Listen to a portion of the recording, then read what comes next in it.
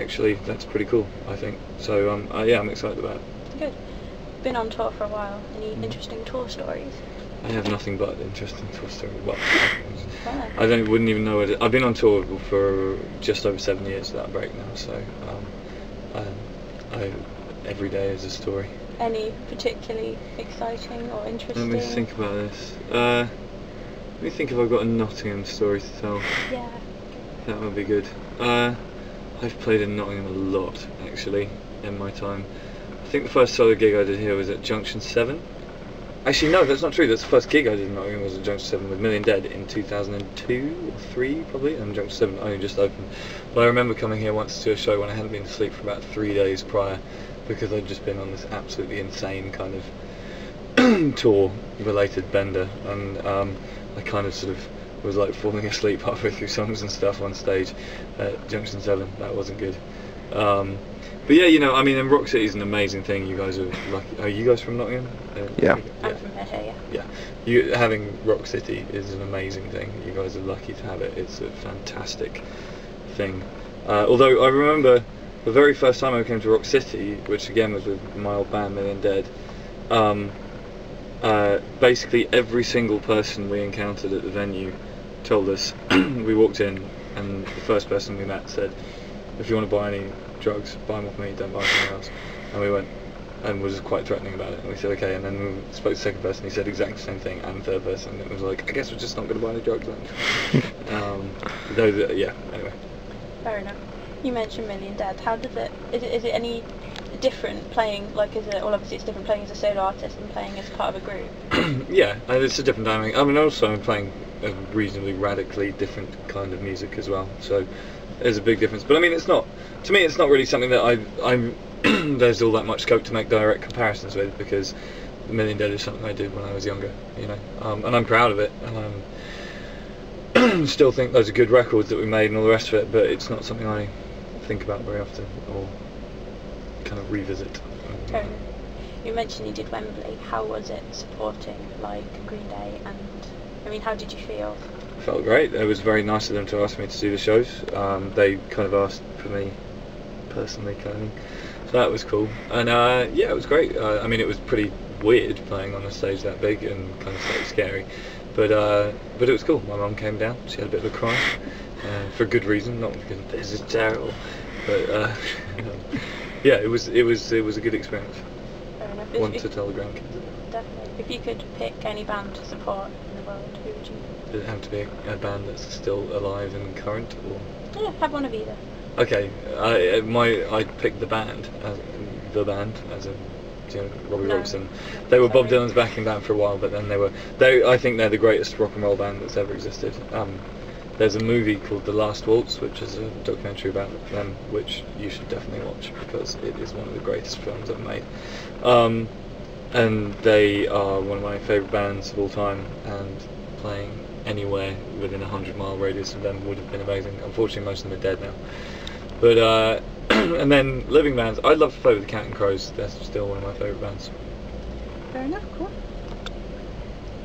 And when you say you've been touring pretty much for 7 years, is there much difference between touring like in Europe and touring in America? Yeah, I mean, little things, not radically. Well, certainly America and the UK are pretty. The only massive difference between America and the UK is that people drive a lot further to go to shows in America. People regularly drive like 6 hours to get to a gig, and it's not a big deal. Do you know what I mean? Whereas, I mean, I think, you know, Germany and stuff's kind of the same as America and the UK, but once you kind of start getting into like Poland and Russia and Croatia and Latvia and places like that, things start getting a little kind of weirder, and then sort of China and the Far East is a whole new thing again. So, which is kind of fun in a way, you know. I mean, I kind of do the same thing. Do you know what I mean? I get up and I play my songs and I tell stories, but it's kind of interesting seeing different parts of the world. What do you mean by like weirder? I don't know. I did a show in Latvia once where the whole audience got up and started doing a traditional folk dance in my last set, which was a little bit alarming. But well, just because I didn't really know what they were doing at first, but then I thought it was great. And I don't know, things get a bit kind of like the world of live music is quite well organised in places where you get a lot of it, whereas you get out to kind of Poland and they've you know. Or when I was in China, I was in places where there'd never been a gig before, kind of thing, and shit's pretty weird, you know. Eat some weird food, people are kind of. There's a lot of learned behaviour that goes on at gigs. Do you know what I mean? If the guy on stage says "How you doing?" everyone cheers, right? And it's kind of weird. You go to China, it's like "How you doing?" and they all go, "Pretty good." And it's kind of like, moment killed. You know what I mean? So there's it's little things, but it's I've been lucky that I've been able to travel. Or I still am travelling through doing my music.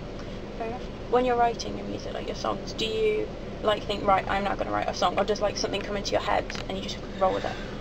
There's two stages to it. There's the kind of, I mean, to borrow somebody else's expression, there's the inspiration stage when you just, well, although I mean I'm just always kind of humming stuff, and sometimes it's not songs by other people, it's something new and it turns into a song, and you just suddenly get an idea to say something or sing something or whatever. So there's that, and then there's the other half, which is where you have to sit down and actually kind of hammer all of those little bits and bobs into finished songs, and that's just the perspiration part. That's the kind of hard graft. You sit down and go through everything with a tooth comb and a guitar and come up with something. Do you like base songs on experiences you've had or things you've seen? Yeah, I'm not very good at fiction. I've tried. It's not really my forte. So pretty much it's all true stories. In your upcoming album, England Keep My Bones, that's a quote from Shakespeare, isn't it? Right. Why did you think that? Why did you use that as your title? Was it just? Well, usually when I've done record, with all the other albums I've done, I've had an album title from quite early on in the process, and I kind of knew what it was going to be, and things were taking shape around it almost in a way.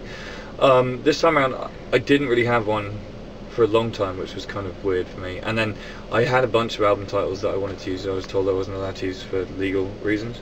No, it's nothing dramatic. I wanted to call the record Salvation Army, but apparently the Salvation Army would have sued me into tiny pieces. And I called the record that. So you know. So the record was almost done, and I still didn't have a title, which was starting to really kind of bug me. And then a friend of mine is an English teacher and knows his Shakespeare, and you know there are various themes in the record, and one of them is death, and one of them is England. And he suggested the full quote is "Heaven take my soul, but England keep my bones," and that seemed like a very cool thing. So went with it. Cool. How would you describe the album to anyone that's sort of listened to your past things but not, you know? It's kind of it's not a stylistic left-hand turn. I haven't made a drum and bass record, but it's I think it's a little deeper in the same furrow. Hopefully it's more. I've tried to be more ambitious with it, you know, and just kind of push out the edges a bit more. There's a lot more kind of like gospel choirs, string sections, brass, kind of banjos, mandolins, and accordions and other weird. There's a fair few kind of guest vocal appearances and stuff like that. So yeah, different stuff. Are we allowed to know who guessed from? Yeah. Well, Franz Nicolai is playing tonight. Played the accordion on the record. Chris T sung some stuff on it. Emily Barker sung on the record. Ed Harcourt, Andy York. Just, I mean, friends of mine who are singers, kind of thing. All came down and lent a hand, which is cool. On the previous record we did, Poetry the Deed, it was me and the four guys in my backing band, and no one else came to the studio, you know, and it was all just us playing live together, which was kind of a cool thing to do and a fun approach. But this one's a lot more kind of kitchen sink, you know. Fair enough. When you make your videos, it kind of seems like it's just you and your, you know, it just seems like a really happy, friendly thing when you watch the videos. Is that what it's really like when you're... Generally speaking, yeah. I mean, the thing with the videos is I've never had a big budget for a video, you know. It's always kind of on a shoestring, and I've made videos with a bunch of different people, but most of them have been with a guy called Ben Morse, who's a good... Actually, in fact, he's the guy who came up with the album title, now that I think of it. He's a good friend, and it's just kind of hanging around. Like the Try This at Home video, we had a completely different video planned, and then everything went to shit because they wouldn't let me on a plane in Ireland, and I couldn't get back in time for the